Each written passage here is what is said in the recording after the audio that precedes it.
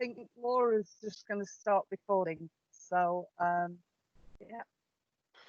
Okay, so welcome to the next expert webinar run by Ursa on the job rotation model. I'm delighted to have this very prestigious panel with us this morning. So we've got Professor David Etherington and Professor Martin Jones, both from Staffordshire University, and the Associate Professor Joe Ingold from Leeds Business School. For those of you who don't know me, I'm Elizabeth Taylor. I'm the Chief Executive of Ursa. If you have any ideas about future expert webinars, please email us. We're delighted to get suggestions. We're just trying to keep our sector really well informed throughout this strange period of COVID-19. Anyway, I will hand over in a moment, but before I do that, can I ask people to put their name and the organisation you're from in the chat, and then as the webinar proceeds, if you've got any questions to the panel, saying that Joe Ingold will be in charge of the, so I won't be constantly interrupting. I'm going to participate silently and learn from this as well. So good morning, everybody, and over to the panel. Wonderful. Thanks, Elizabeth. Good morning, everyone. It's great to be here. And David, Martin and I are really delighted to talk to you this morning about the job rotation model. I've worked with, well, David and I worked together many years ago. David and I wrote my first couple of papers with David, and so David's an economic geographer and has worked at Middlesex, and also had, like me, had previous careers outside of academia as well, and done a lot of work more recently along with Martin with the Stoke Hardship Commission and other areas. And David has got a book coming out, which I'm going to try and plug later. Coming out with Policy Press, so I'll give a plug at the end about that and put a link in the chat. Martin, it's a delight to have Martin here as well, Deputy Vice-Chancellor of Staffordshire University.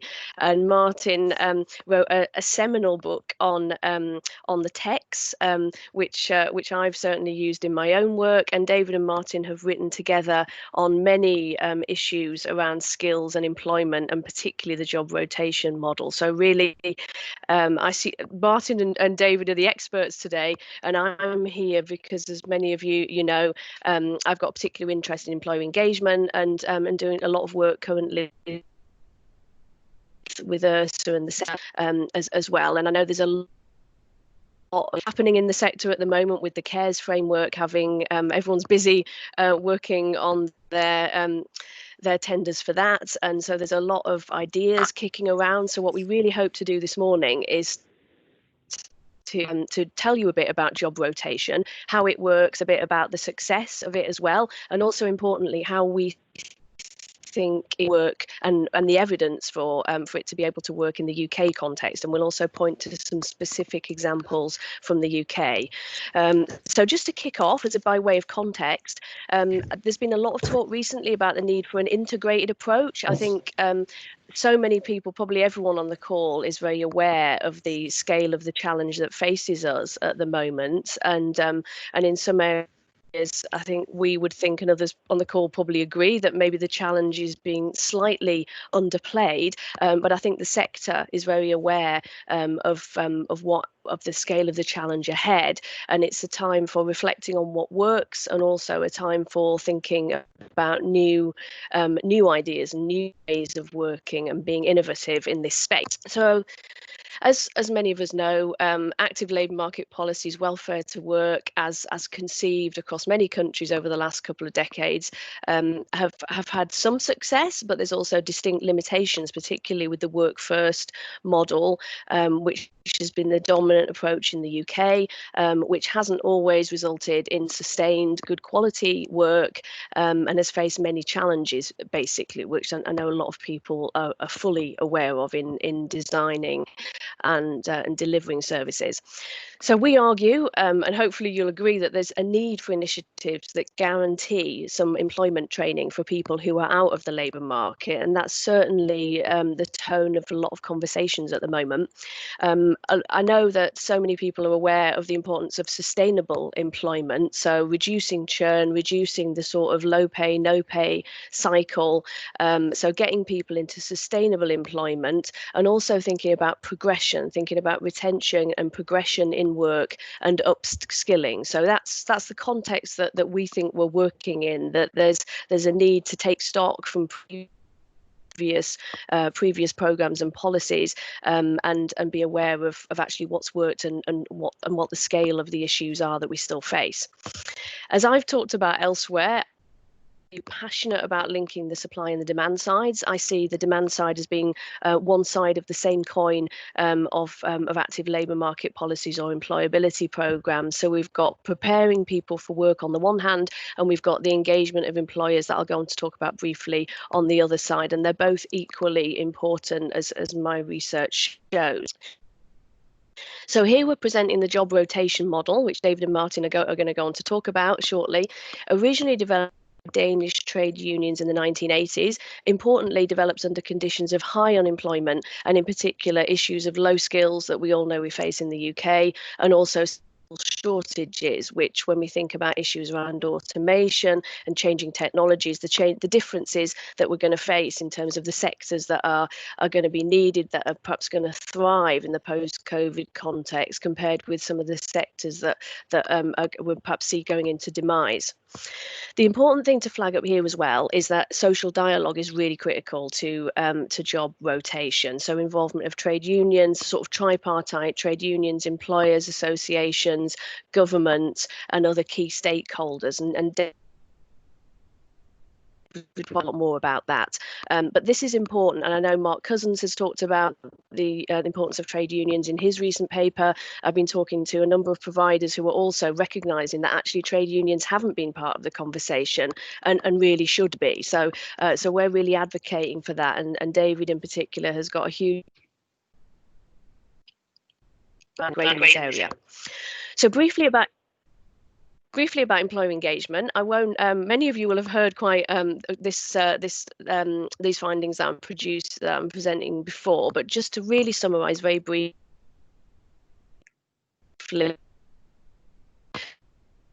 the sort of 9 years of research I've done on employer engagement and elsewhere. So there's a lot of different programs, a lot of kind of products, if you like, that employers we're asking employers to engage with, or government is expecting employers to engage with. But we also know that businesses don't often know how to engage with programs. There are no central places of information for them to find out about employability and skills programs, and they don't always understand the value proposition, as I'd call it, so the value of these programs to their businesses. So business engagement with programs, as my research shows, on an ongoing basis is pretty low. So it's a real struggle, firstly, to get businesses engaged, and then to keep them engaged.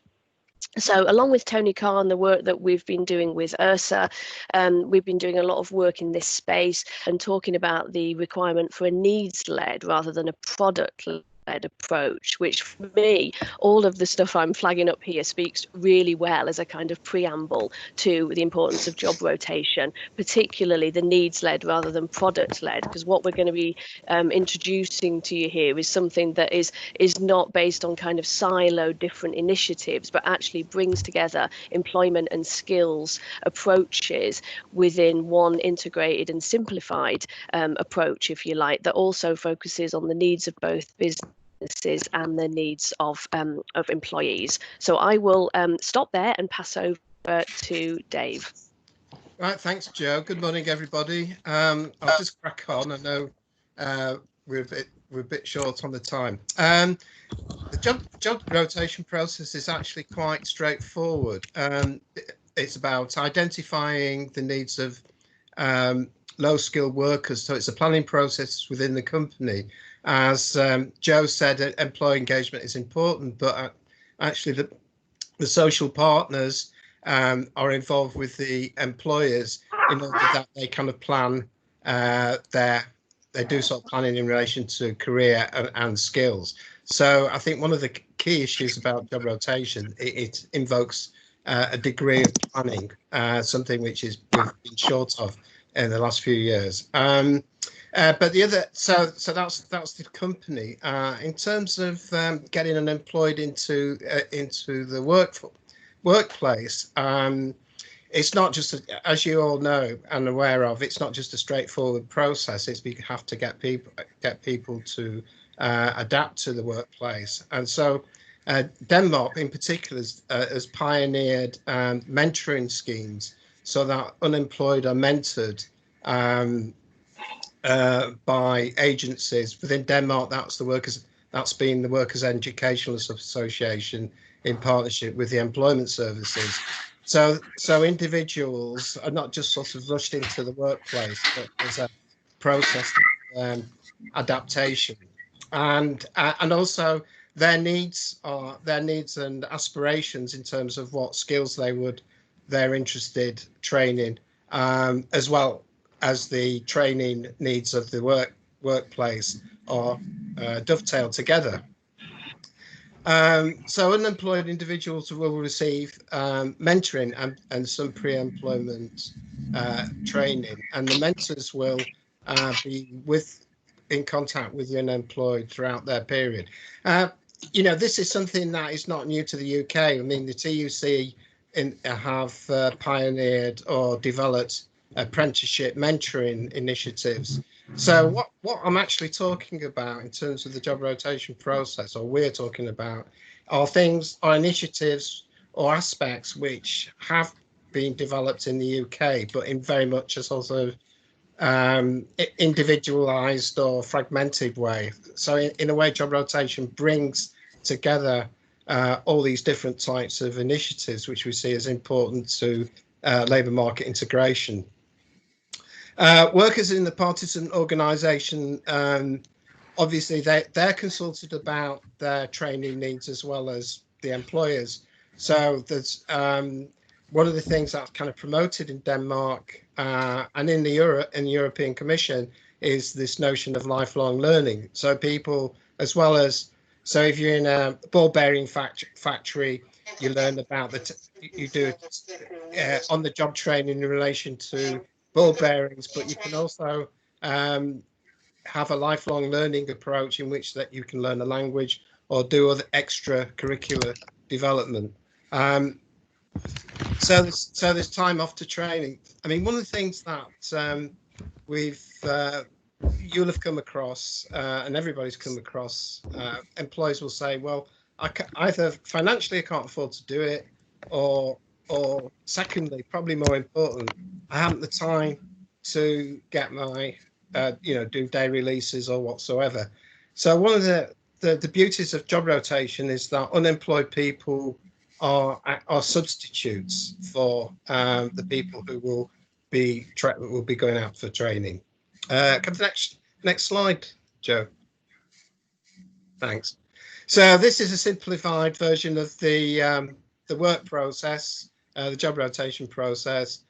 Workers in work, get the education, back in work, more skills. Okay, very simple, straightforward, and also the company will benefit from it. Unemployed, mostly unskilled, get into education, getting pre-employment education, get into workplace experience, and get into further training or apprenticeships. So in a sense, the job rotation model can be an end product process, but it also can be a stepping stone for further training and skills development. Right. Okay. How much does it cost? What's the funding regimes? In Denmark, well, and the Scandinavian countries, and also it's been developed. It was developed quite a lot in Germany as well. There's usually a pool job, specific job rotation budget, which is used to fund particular schemes. So there's the scope to actually be flexible in terms of funding different aspects of job rotation. But I'll just sort of very quickly talk through what sort of budget requirements are important to identify. Budget, for example, as wage subsidy, well, that will come from the benefit system with a top up, either matching funding from the companies or some other extra funding from, say, for example, European funding or other employment services funding. Budget for vocational training for existing employees that they're developed either existing apprenticeship funding or vocational training schemes. Budget for in-work training for unemployed substitutes. Again, there's often pre-existing budgets in place to develop that. And again, the budget for vocational training for existing employees is used, and any top-ups are made by the vocational training authorities in conjunction with the employment services.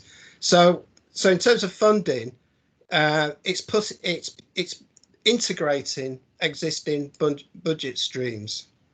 I think the key issue, which is perhaps something that is not particularly prevalent in the UK. Well, it was under the New Deal for unemployed, but the wage subsidy, and that's coming back evidently. Well, it's come back, but through furloughing. But I mean, the government's thinking about wage subsidies, so that's now back on the agenda, which gives the scheme even greater potential. But Martin will talk about that later. Just the next slide. Right. So you know, what's the end results of these schemes? How's it developed, and where's it been going? Well, as I said, it was developed in the 80s in a period of very high unemployment, as Joe said, and Europe. It's been very big in Europe. And in the 90s, I did quite a lot of research in Denmark and with the European Commission and European networks in terms of the establishment of job rotation. As the slide shows, 30 partner organisations, 14 different countries. So whilst Scandinavian countries implemented it in quite a big scale, larger scale, other countries were very keen to develop it. Portugal passed a law in terms of job rotation. Germany the same. So the 90s right up until the 2000s was the sort of peak of job rotation projects throughout Europe, and also the evaluation showed that 75% of unemployed participants achieved permanent employment, and if any unemployed person who didn't get a job after job rotation scheme, they would have workplace experience and some vocational training, and they were in a good position in an important platform in the labour market. So it was promoted to address social exclusion. One of the things that I could talk a lot about, but I haven't time, but I'd just like to mention, quite important, as Joe mentions, it's the huge importance of social dialogue and the huge importance of the social agenda and the social inclusion agenda.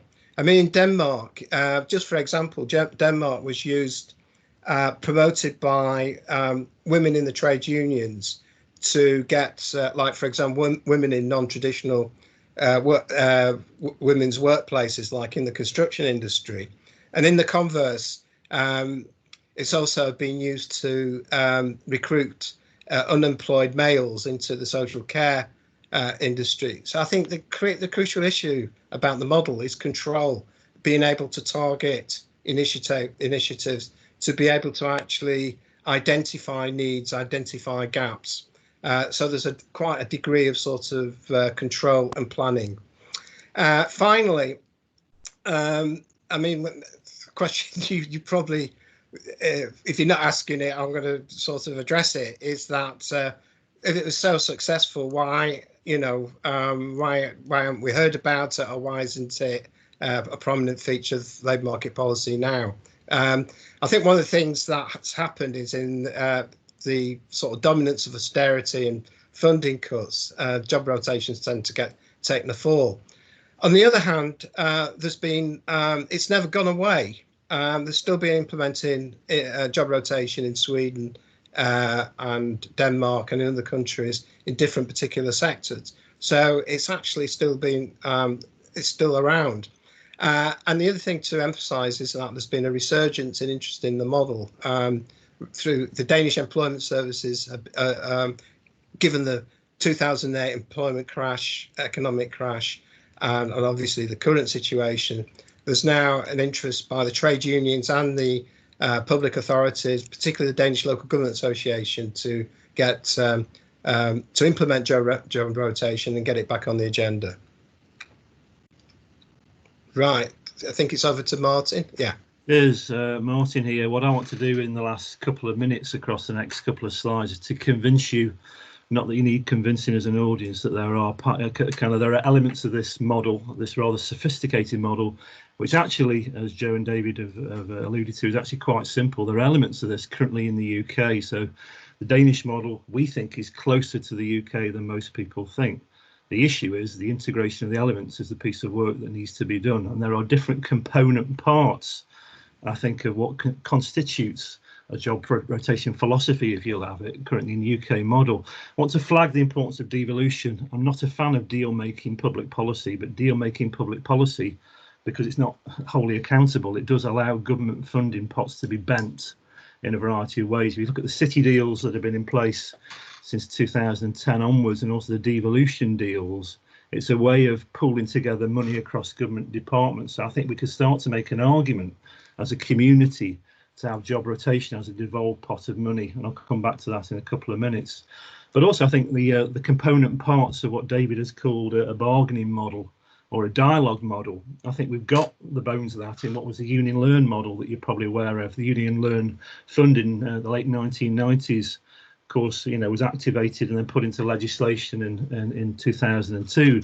Union Learn, as you know, came out of a response of Leach. I didn't like Leach at the time, but what Leach did was to have demand side policies back on the table, as you'll know, as a community. And if you look at the Union Learn evaluation across the Union Learn initiatives across the 6 regions, those in a Union Learn setting were a third more likely to receive training.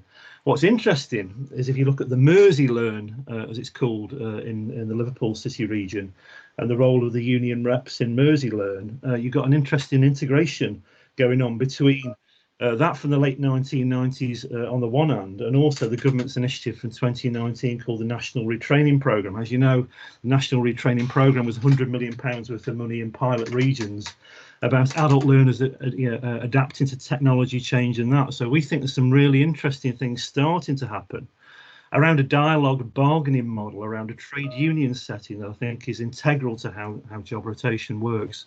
So we think this is a bones of an argument, seeds of an argument that we think is really interesting. David and I have written about Union Learn, and we made a submission to the Royal Society of Arts Inclusive Growth Commission that we'll come on to on the final slides. It's one of the sources. So we think this is interesting to watch. What we're not saying is that that's job rotation there in Merseyside, but it has some of those component parts that's worth modifying and pushing in a variety of ways. So what you'll see, I think, through the next slide, if you move to the next slide, Joe, is what we think is happening, certainly off the back of the RSA's Growth Commission, but also in terms of initiatives. We think there's evidence out there of an inclusive growth model. Now, I'm sceptical of some inclusive growth models, as are Joe and David, because they don't put the brakes on a neoliberal setting. But I think there's some things that we can actually start to push as a community for more devolved funding to make job rotation happening. You'll be aware of the Manchester Devo Manc and the health and employment model from Manchester. What's interesting in looking at some of the discourses and the minutes of the work and skills boards operating, they are about flexing and bending money. They are about finding integrated solutions. Again, these are small pockets of policy initiatives that we think are worth looking at. There is, I think, a bit of a sea change about to happen in terms of folk realising, certainly in the COVID context, the limits of a market-based neoliberal model.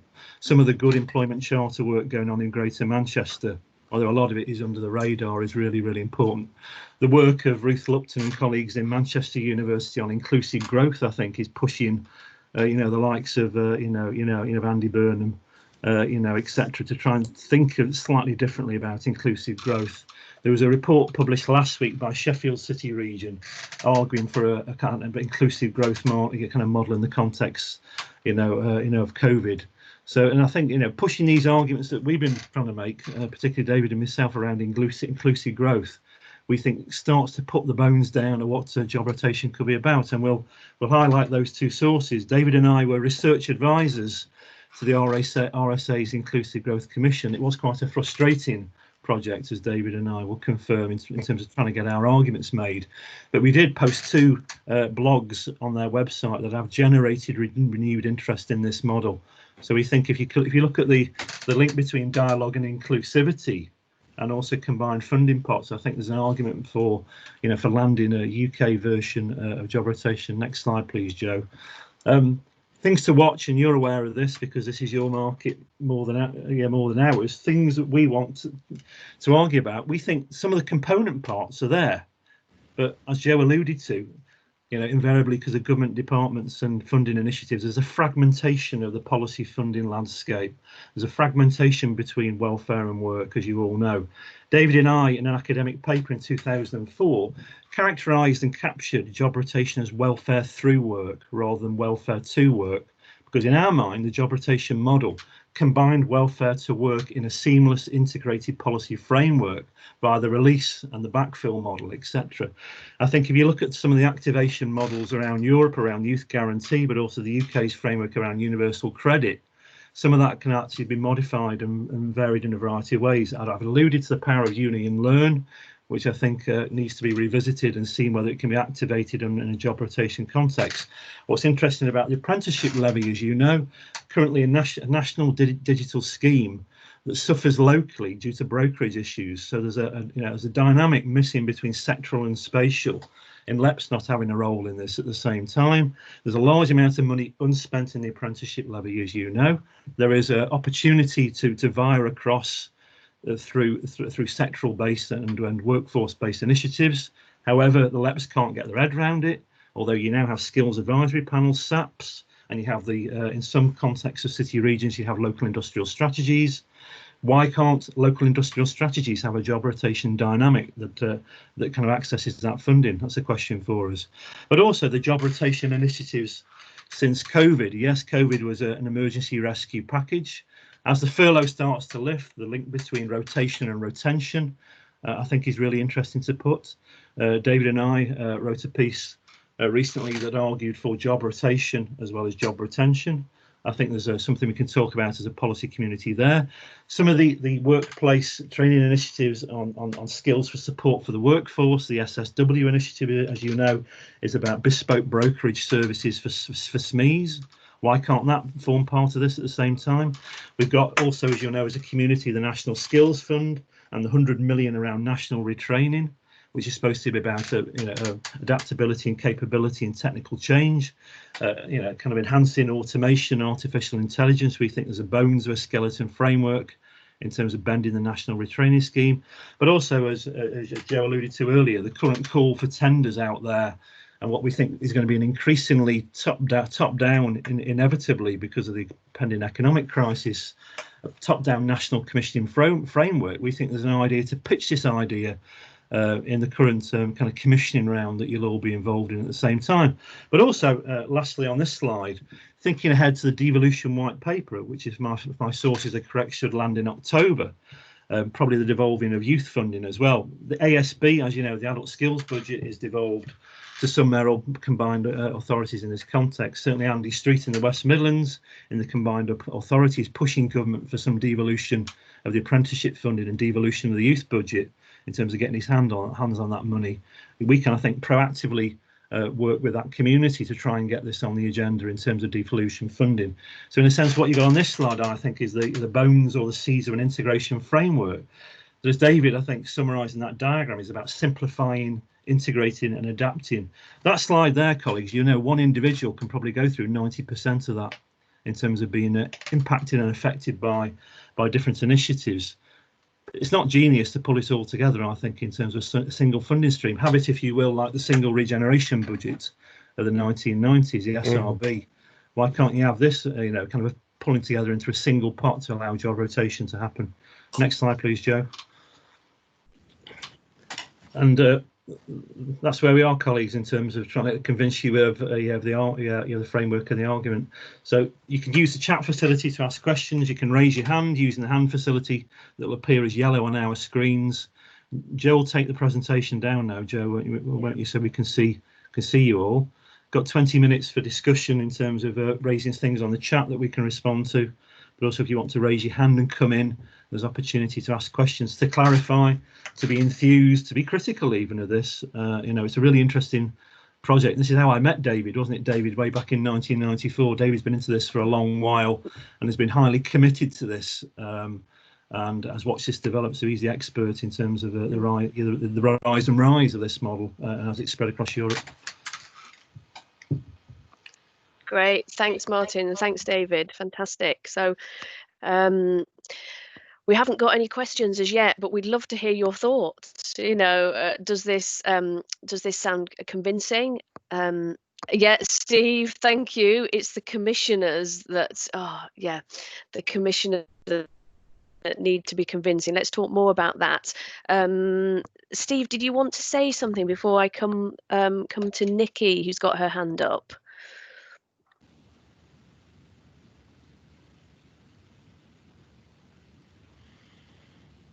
Oh, so right, okay, but yeah, maybe we can pick up that point about commissioners. I know Martin and David have no doubt got comments about this as well. But Nikki, do you want to please make your comment or question? Yeah, can you hear me? Yeah. Can you hear me? Yeah. Yeah. So I'm afraid I missed the beginning because for some reason my ticket didn't include the link for the Microsoft Teams thing. But from what I can gather, the main point is that the unemployed are also getting paid while they're effectively backfilling, is it? The employees who are being upskilled, is that the model that we're describing as job rotation? Yeah. So we've actually been doing something quite similar for years. Yeah. So in Islington, we devised something called Get Set for Work about 5 years ago, which didn't require this complex funding because the unemployed remained unemployed. And I suppose that will cause some concern amongst the audience. But I just wanted to say that what we therefore did was they only got 2 days a week work experience that they were backfilling. They got travel and lunch. And quite a lot of them ended up successfully applying for jobs in the roles that they'd been doing this experience in. So they did 3 months of 2 days a week. They got real work experience doing actual tasks, and they joined colleagues if there was training available being done with the team and stuff. They didn't get bespoke training. And they freed up other people to, you know, exactly how you described. And I suppose all I'm saying is that, do we need to wait for these complicated funding arrangements to do the perfect model? Or is it possible to have, you know, maybe less ideal, but actually quite effective things that work with the system that is available to us? Is there an ethical objection to that, or is that something that people might consider? Do you want to come in, David? Yeah. That's David on really that. good question. I think what we're talking about is not. I suppose when you talk about a model, you talk about its perfect state. But I think what you're alluding to, and if we're going to develop it and even mainstream it, there's a lot of improvisation. So basically, sorry, I forgot where did you say you're from Wigan? No, it is Islington. Well, yeah. So, but what I'm saying, an initiative that's developed in Manchester could be slightly different to one that's, I'm home based in Sheffield, because it depends on traditions of funding and the way partners work together. So what we're trying to say is that to develop job rotation, the funding schemes are there. It's a matter of bringing them together. I think that's the important point. The second point is we want to break the mold. We don't want return to the youth opportunity programs or the youth training schemes. We want proper training schemes for unemployed and quality, which is why we're quite keen on promoting the role of the trade unions. I mean, the TUC are actually demanding a job guarantee scheme. So we think that I think one of the things that we're fixed and fast about is having a job guarantee scheme, which is at least for 6 months, and unemployed people will be paid either a minimum wage or preferably a living wage. We need something qualitatively different to what I think is the rubbish we've had. We've had some great schemes, but we've had a lot of rubbish as well. We want to have a qualitatively different type of scheme, or else there's no point in doing it. So that's what we're talking about, and I think that, and I don't think that's ideal. I think that's possible, particularly under COVID, which is one of the reasons why we're trying to develop it further. Have you got anything to add to that, Joe, Martin? Yeah. I was just going to come in there and just say a couple of things. So firstly, on the commissioning, and I know so many people on this webinar will recognise those frustrations around the commissioning process, and I think some of the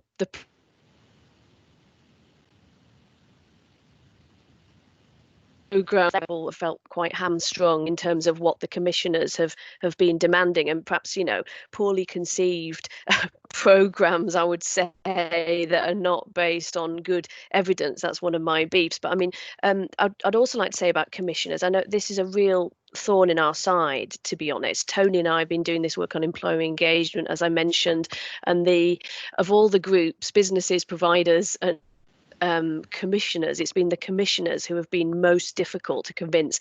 By that, I'm predominantly talking about Whitehall commissioners, essentially, who just do not get the demand side of the labour market at all. It's just astonishing. So I suppose putting that to one side, if we think there's maybe a longer term piece of work that needs to be, just Tony and I on our sources here, and we can't underestimate the amount of just saying the same thing over and over in different ways to get this message across about the importance of the demand side in commissioning programs. But through Ursa's work and lobbying, and also through the IEP's work as well in upskilling practitioners, there's clearly some work to be done there. So if we kind of put that to one side, because that is a big piece, so important, but I guess a number of people on the call might think, what can we do about that now? But I think Nikki's example is a really good one that also speaks to what I found in my employer engagement research, which is that where employer engagement has worked really well and successfully has been when it's been a needs-led approach where people go out to employers and find out what they want, but also when they've got a suite of contracts that they're delivering. So it might be SSW, it might be work in health, or they might be partnering. Hopefully that's the thing that people on the call will not be surprised that I mentioned the word co-opetition, that I'm really passionate about the sort of collaboration amidst competition. It's about building partnerships. If you can't deliver what the employer needs, then partner with somebody who can. Don't disappoint the employer. So for me, that's a big message of job rotation, that while if we can't influence the commissioning to be as we'd want it to be, what else can we do on the ground to sort of join up programs? Does that make sense? Because there's people on the call I know who have been delivering a suite of programs and stitching bringing that together. And to me, that's the real selling point of the offer, and that's where I think there's a real opportunity for job rotation to be brought into this. Martin, I'll hand over to you there just for some comment. a quick one from me. I think Nikki's question is really important, because I think some organic examples for how some of these principles are being taken forward that have an evidence base behind them about how successful they are, and that evidence about leading to outcomes you don't normally get through programs that produce market failure that we all know, but also how those outcomes are also about long-term financial savings as well. Because lots of people get balk about the fact that job retention, at least from the outset, looks like it requires investment. It doesn't. It requires a pooling. It's a pooling of existing initiatives. So I think using some kind of organic examples of how it's being used in principle would actually be a great way of creating this debate, and then using that as an evidence base for saying, look, there's an evidence base for it working in the UK through X, Y, and Z examples, and you just build that up over time about bending what you can do. I think that's how we start to get this moving. I completely agree. Yeah. Any further points going on from that? Does anyone else have any examples that they're willing to offer? Oh, Steve, I know your mic's not working. The payment mechanism for providers. Yeah, what gets measured gets done. That classic, and that we're very aware that that's commissioners' issue, and certainly from on the demand side elements. Just reflecting on that, Joe, I was involved in the, it was a long time ago, but it's indicative of that point. I was involved in the evaluation of the prototype employment zones. I did the North West Wales evaluation, and what was key about that was a pooling together of initiatives. But of course, and this is the days of Bill Shepherd working, as you know, Bill was the project commissioner. And that was all looking fantastic until there was a directive from number 10 saying the targets aren't coming through fast enough, because then it became output related funding. It killed it within days. So when it went from prototype to actual employment zones, it always driven around numbers and short-termism. But that was about a pooling and bending on locality-based funding initiatives, where some of those frameworks, and you're right, it was the commissioning context that ultimately killed it, and the lunge for output-related funding and measures. It was all about numbers rather than sustainable measures, etc.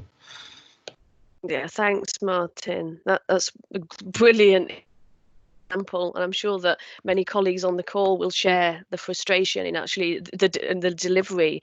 Elizabeth, could I ask you to come in on this and give any comments that you might have from Ursa's perspective, particularly on the sort of commissioning piece, but also what colleagues could be doing in this space, perhaps? Yeah, I think on the commissioning piece, we have a perfect opportunity at the moment to influence what might, and there are going to be some expert reference groups brought together to work with commissioners, so we could definitely try and weave this in and involve you in that process. And I just think, we need to use what the discussion this morning, share your slides, and to take that to commissioners, because this is we've got a new world, and work can be different. So this is the moment. Okay, I will certainly take this forward. That's wonderful. Thank you for that commitment from Ursa. And I know Martin and David and I are perfectly happy to do all we can. And Martin and David with their fantastic experience on this. That would be great. Yeah, we're very ready. I suppose it's that point of having made these arguments over a number of years. So the time is now. Yeah, Martin, Natalie, thank you. Yeah, David, at the beginning you mentioned the reasonable adjustments project from the GMB. Do you know where we can get a hold of that, or could we just share that afterwards? Yeah, share that afterwards. I mean, Right. In Greater Manchester, you've got the Working Well project, which is a scheme for people on long-term health benefits, incapacity benefits, ESA. I did some feasibility work in London for the West London NHS Mental Health Trust about doing job rotation in the health service. Can I just, we've not talked about the public sector. Everything's about the private sector in the UK debate in terms of labour market initiatives. I don't know if anybody remembers that, what's his name? Is it Howson report in 2010? Who was in Sheffield City region, leader of Sheffield. It was the former leader of Sheffield City region. Anyway, there's a major report on the role of local government in worklessness. So one of the things that I think is really interesting is to how you developed integrated labour market initiatives within the public sector, and of course you've got sort of higher union densities, and also you've got the capacity to exploit work that's already been done within the trade unions. So, for example, Joe mentioned the reasonable adjustments project. The GMB, along with the TUC, have been developing reasonable adjustment schemes with employers, so that people with disabilities or long-term health conditions can actually be retained within the workplace. And so those are kind of initiatives which have some kind of importance in terms of developing job rotation, because actually it's a potential for recruiting people with long-term health conditions into people unemployed with long-term health conditions into the workplace. Again, it's about integration. The other thing is, I was kind of interested about this whole thing about commissioning. I think I think we get too dominated by the issue of commissioning. I think it's possible to develop job rotation, and I think there's, in other contexts, like working well, like there are lots of initiatives already going on in the ground which you can develop into job, as Martin says and Joe's alluded to, into job rotation project. So I think that's something that it's about improvisation. It's about innovation, improvisation. So I think there's possibilities even now. That's really helpful. Thanks, David. And I think that is important to underscore input into the sort of lobbying of commissioners, which I suppose it to look at what we can do that's innovative in this space, given the bones, as Martin said, of what's already there.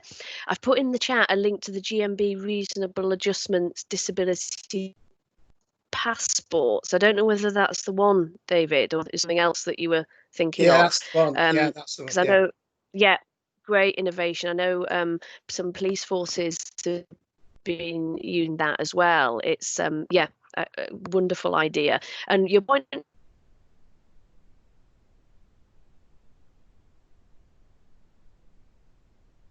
about the engagement in the work programme was, as we all know, there was the kind of rhetoric from the 2010 of kind of public sector as being something kind of negative, and the assumptions about which private sectors being the engine of growth, but also underpinned by sort of not really, I would say, understanding how businesses work, understanding how some sectors work, and obviously austerity that you've written about, David, and has become more prevalent in recent debates about the UK's response to COVID.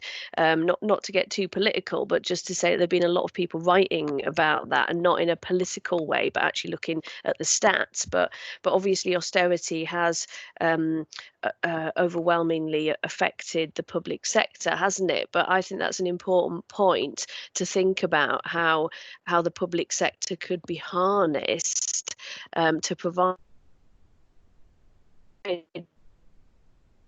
opportunities for. I'm right, Elizabeth, correct me if I'm wrong, that I think there have been some limitations historically in the last 10 years about leveraging employability programs for people in government departments, but I may be wrong on that. I may have got a false recollection there. But I think there are still opportunities, definitely, that could be harnessed on that to and we know that there are the stats show that often, I mean, there's private sector organisations out there doing great stuff on equality, diversity and inclusion, but so public sector, some government departments are also leading in that space, so actually kind of putting sort of walking the walk as well as talking the talk, and would be a great to see. Yeah, and Nikki's saying our initiative was in the public sector. Sorry, I've just seen that. That's really helpful. So Laura's helpfully connected connected us with Nikki. So we're going to definitely pick up on that. And if anybody else has any examples at all that they want to follow up with us, maybe after the call you might be talking to people in your workplaces and think, actually, this initiative we were thinking of, or this initiative we delivered, it was maybe a sort of job rotation kind of initiative. We'd love to hear from you. We'd love to gather some evidence on this that can feed into the conversations with commissioners, and also importantly for you all at this point, if there's anything we can do to provide you with more information to inform your thinking, just get in touch with us. Our Twitter handles start the slides. Clive, hi, thanks for your question. We have the views of commissioners, employers and providers. Has there been any work in understanding the voice of the actual participants, customers or service users in the process? David, you're the